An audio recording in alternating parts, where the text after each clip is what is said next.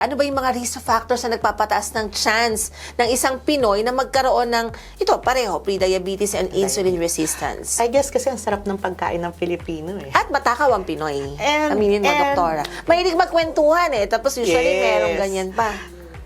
Merienda na, nakaupo pa from lunch, di ba? At iniisip pa yung next. May merienda and dinner. But basically, say, ang food natin, carb-rich. Yeah. So, it's okay to eat rice, kaso nauso sa atin lahat ng only rice, di ba? Yun ang common.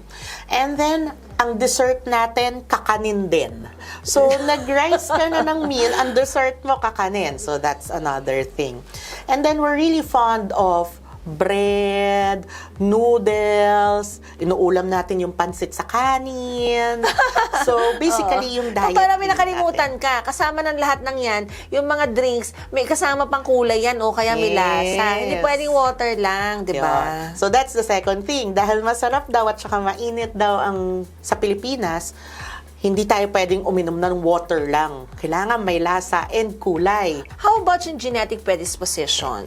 So, they would say genetic predisposition would be 40% if both parents would have. But, ang ibig sabihin kasi ng genetic predisposition is the chance for you to have diabetes. So, mas malaki pa rin yung chance na wag kang magka-diabetes. Kaya lang lumalaki ang chance magka-diabetes if your parents have diabetes because you live together. You share the same food. meals. Yeah, You eat, oo. you have the same habits. Usually, sasabihin ko yan sa patient ko, laging sasabihin nila, Doc, naman ako to. Sasabihin ko, not necessarily. Kung wala may magulang, lagi na Lagi na lang may diba? kasalanan. Kasi kung hindi magulang ang nabiblame, stress, di ba? Well, not for diabetes, but usually For yung dalawa everything. eh. Yeah, oo. So usually explanation ko nga sa patient ko, kung ako walang diabetes, ikaw may diabetes, ang ibig sabihin ng genetic disposition would mean pareho tayong walang diabetes. Parents mo meron. Ako, parents ko wala. We eat 1 gallon of ice cream, pwedeng magka-diabetes ka na, pwedeng ako hindi pa. But if I eat my 2nd gallon of ice cream, pwedeng magka-diabetes na ako. If you don't eat your gallon of ice cream, I eat 2 gallons of ice cream, ikaw hindi ka magkaka-diabetes.